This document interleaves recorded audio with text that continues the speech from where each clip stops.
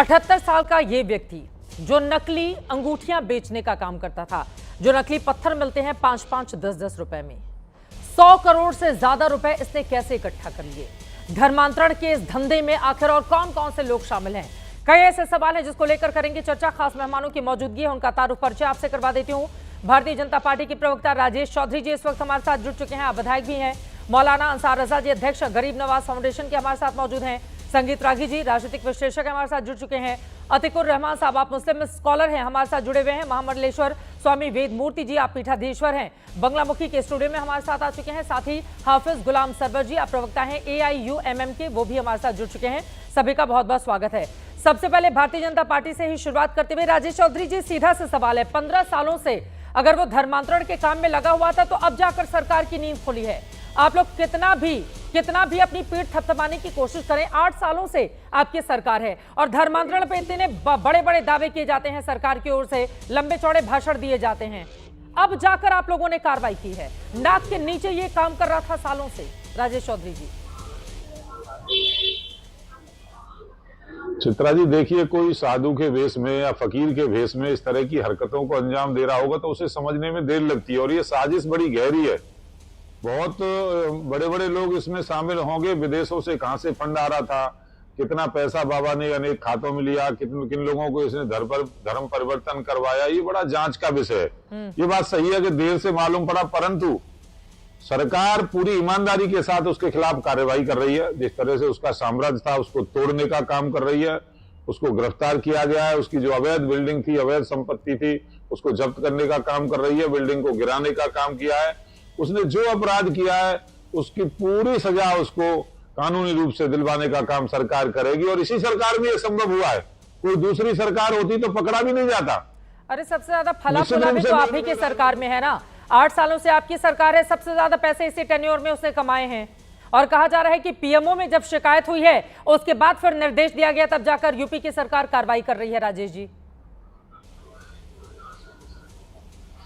वो 15 साल से वहां था, 15 साल से, और जैसे ही जानकारी हुई सरकार की पूरी गंभीरता के साथ त्वरित कार्रवाई की गई, और कार्रवाई में कोई कोताही नहीं बरती गई है। हाँ। किसी प्रकार की कोई उसमें कमजोरी सरकार नहीं दिखा रही है। जितनी शिकायतें आ रही हैं, जो लोग मिल रहे हैं आकर के, जिन लोगों ने बाबा के खिलाफ पहले शिकायत की, और जो ऐसे लोग होंगे उसको छुपा रहे होंगे, चाहे वो अधिकारी हों, चाहे वो कोई और सामाजिक लोग हो या राजनीतिक लोग हो, सबके साथ सख्ती से पेश आएंगे। गांव में जाकर इतना बड़ा महल बना लेता है, इतना बड़ा महल बना लेता है, और किसी को पता ही नहीं है कि बाबा काम क्या करते हैं। सर, ये तो मासूम जवाब हो गया ना राजेश चौधरी जी। देखिए, आज आप बुरे फंसे हैं।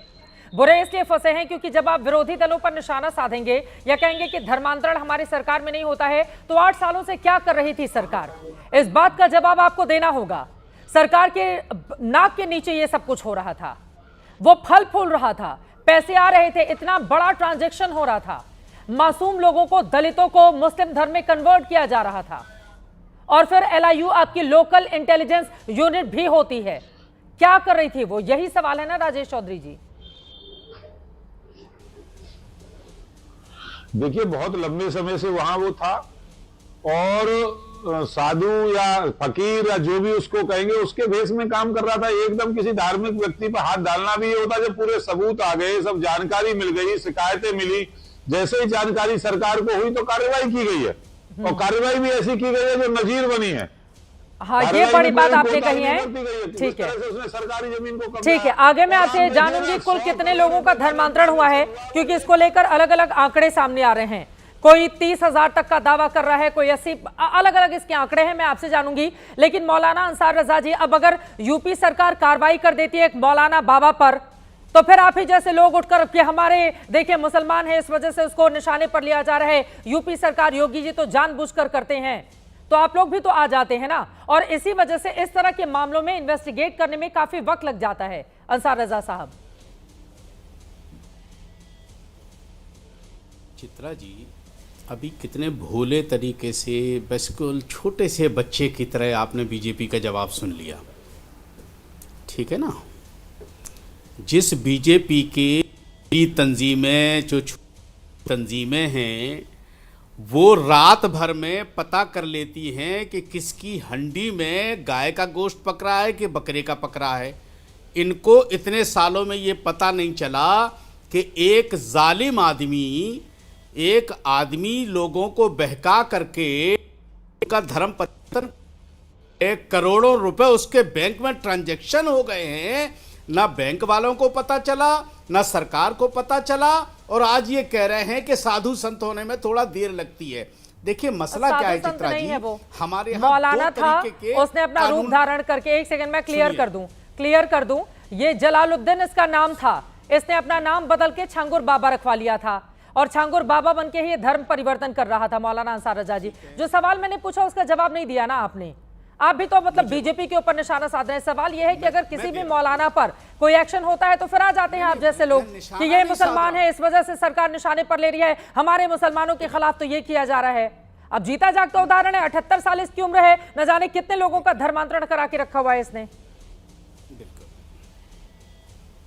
अभी मैं आपको एक नाम लेकर के बताता हूं, मैं ना उस संगूर के पक्ष में हूं, उसने गलत किया है, कानून तरीके से शिकंजा कसना चाहिए और पूरी तरीके से जो लोग इसमें मुलव्विस हैं, शामिल हैं, सबके ऊपर कानूनी कार्रवाई सख्त तरीके से होना चाहिए। मैं पक्ष नहीं लूंगा, लेकिन आप ना तो उसको मौलाना कहें ना बाबा कहें। बाबा बहुत बड़ा शब्द है और मौलाना बहुत बड़ा शब्द है।